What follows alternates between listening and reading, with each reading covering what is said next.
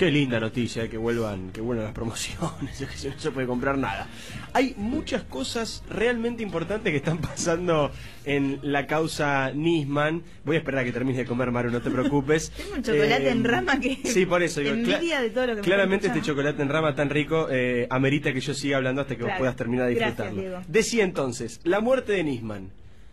Hubo una novedad muy importante porque finalmente, y una vez más, la jueza Fabiana Palmagini rechazó un pedido de Sandra Arroyo Salgado. Acuérdense ustedes que la primera vez Salgado había pedido que se hiciera cargo Palmagini de la investigación, es decir, que la jueza tomara la instrucción, cosa que le dijeron que no.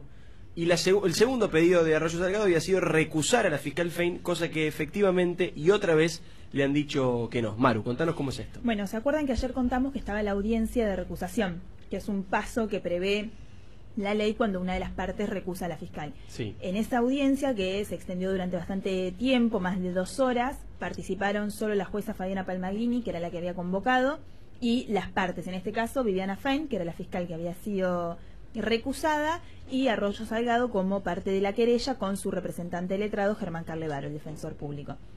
El resultado, o sea, ese careo, por decirlo de algún modo, de esa audiencia fue bastante dura, en términos bastante duros, había mucha tensión, se sabe que las diferencias entre Fein y Arroyo Salgado a esta altura ya son insalvables. Lo que definió hoy la jueza Fabiana Palmagini es que la recusación, el motivo por el que le había recusado Arroyo Salgado no hacía lugar, o sea que no existen motivos, entiende Palmagini, para que Fein abandone la investigación y por lo tanto la ratifica al frente de esa investigación. ¿El motivo era la concepción de la Junta Médica? Claro, ahí lo que o sea, se dijeron muchas cosas. Uno, si lee la recusación, son unas 25 páginas, la querella habla de varios puntos, vuelve a destacar lo que siempre dice, que se trató de un magnicidio, que tiene enorme trascendencia institucional, que la fiscal Fein no viene actuando conforme a lo que la causa requiere en cuanto a celeridad, objetividad, cuidado del tratamiento de la información y otras. Pero el punto contundente, si vos querés, para recusarla, porque hay un reglamento, digo, vos no podés recusar a un fiscal por cualquier cosa. Lo que le criticaban era la convocatoria a uno de los peritos criminalísticos, a Proeger, lo que era uno de los motivos también por los que además el viernes había pedido la nulidad de esa junta médica, porque ella consideraba que Proeger ya había dado su opinión pública respecto de cuáles eran los motivos de la muerte. Que ya había opinado. Claro, o sea, lo que dice Arroyo Salgado es: la fiscalía convoca a este perito criminalístico porque ya sabe cómo opina.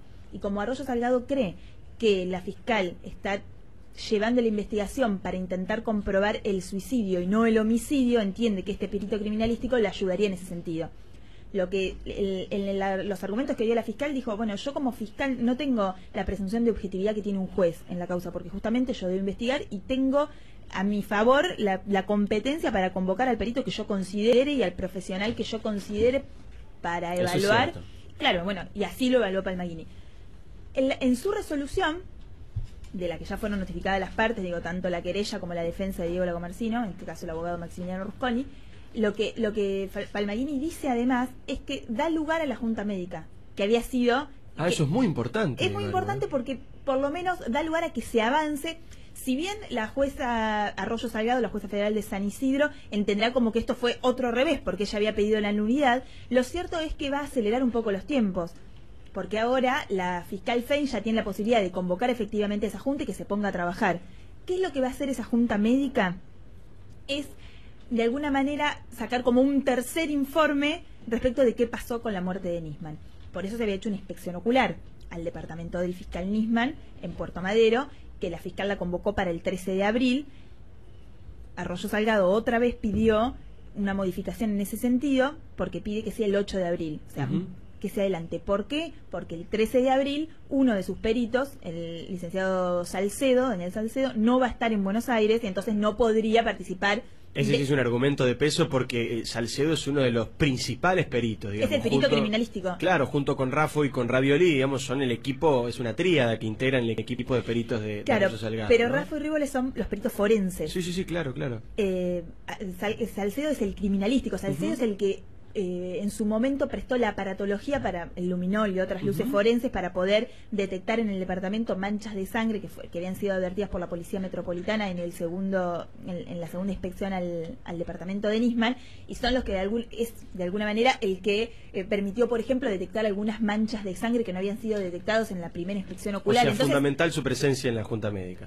Y además porque es el perito de parte, porque si no otra vez después cuando salga el resultado de la Junta Médica lo van a impugnar. Claro, ¿se entiende? A ver, lo que esta Junta Médica tiene que hacer es decir quién tuvo razón o en qué puntos tuvo razón el primer informe, incluida la autopsia que hicieron los peritos oficiales, y en qué puntos, o quizá en su totalidad, tienen razón los peritos de parte, que son estos que nombrábamos recién, Salcedo, Ravioli y Raffo, en ese informe que Arroyo Salgado presentó el 5 de marzo, y que abonaba la hipótesis del homicidio y no la del suicidio, que era la que sostienen los peritos oficiales. Ahora, qué momento importante al que llega esta causa. Te lo digo porque cuando me tocaba cubrir causas policiales, siempre cuando llega la Junta Médica estamos en una especie de límite muy, muy, muy finito entre la solución a todos los problemas o el comienzo de todos los problemas. Porque han ocurrido, por ejemplo, en casos muy resonantes. Siempre cito el ejemplo de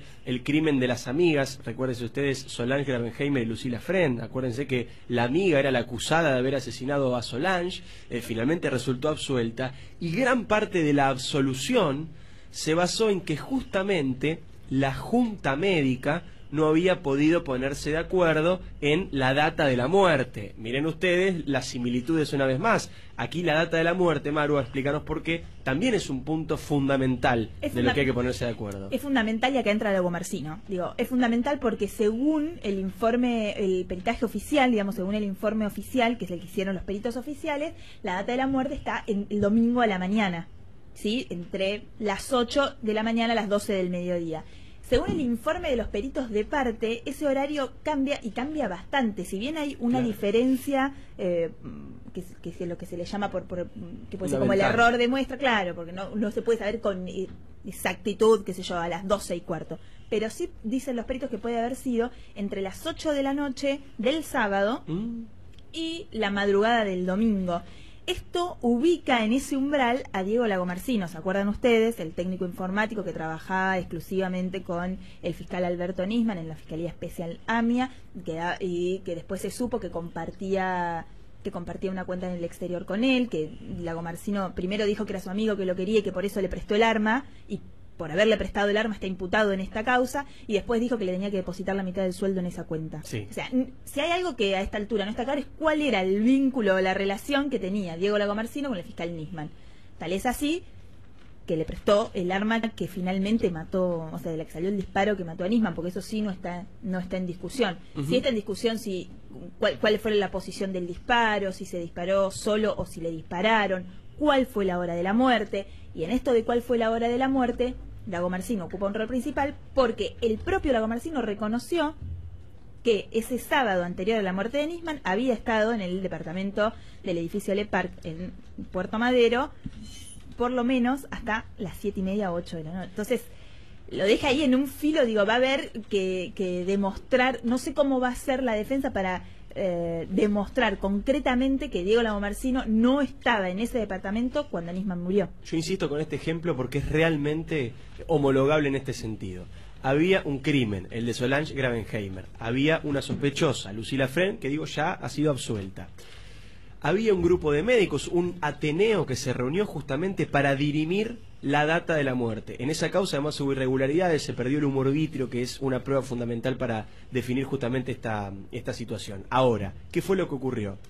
Como había dos posiciones, al igual que aquí, una data de la muerte colocaba a la sospechosa en la escena del crimen y otra data de muerte quitaba a la sospechosa de la escena del crimen, que es lo mismo que ocurre aquí con Lagomarsino. Sí, la diferencia es que acá Lagomarsino no está, por lo menos en la causa. A ver, porque se dicen muchas cosas en los medios. Si vos mirás el expediente, en la causa, Lagomarsino no está sospechado del crimen. La única imputación es por la nimiedad de haberle prestado. Pero además nunca volvió como a declarar en tanto de existe una sospecha. ¿Por qué? Porque todavía ese informe que lo ubica en la escena del crimen y que dieron los peritos de parte de Arroyo Salgado, no fue considerado en la causa como parte. Entonces, eso es importante. Es muy importante esta diferencia que haces. Simplemente la coincidencia se resume en esta situación de la importancia que tiene la data de la muerte para colocar o quitar personas de la escena del crimen. En aquel momento, insisto con este ejemplo, no se pudo confirmar en qué momento murió Solange Gravenheimer. Por lo tanto, había dudas sobre si la sospechosa estaba o no estaba en ese momento en el lugar de la muerte.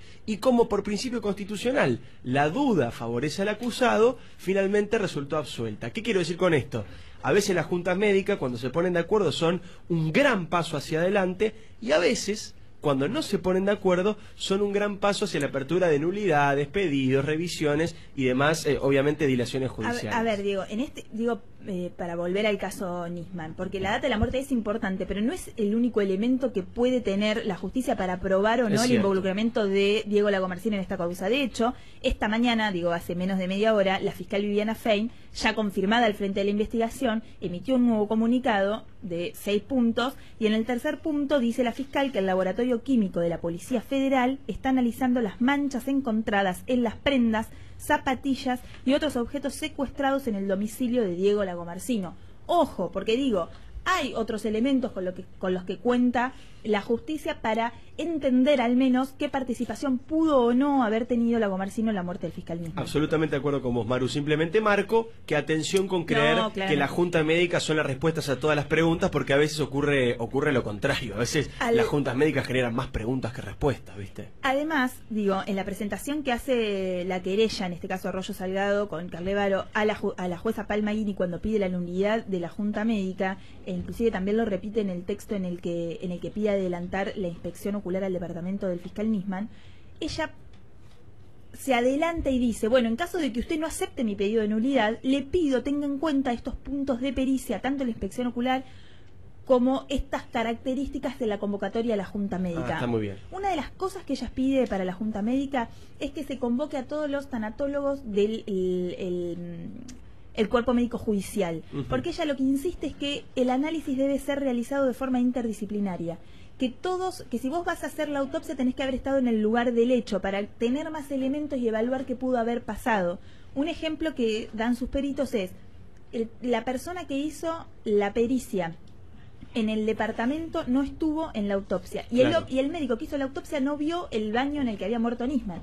Si eso hubiera ocurrido, si el médico hubiera visto el baño en el que murió Nisman, hubiera advertido la cantidad de sangre derramada que había en ese baño y podría haber presumido o entendido que las manchas que tenía, los hematomas que tenía Nisman en el cuerpo a la hora de la autopsia se debían a que se había desangrado. Y como se había desangrado, entonces no había sido una muerte inmediata y no había espasmo cadavérico y toda esa y una cosa iba llevando a la otra y el resultado hubiera sido diferente.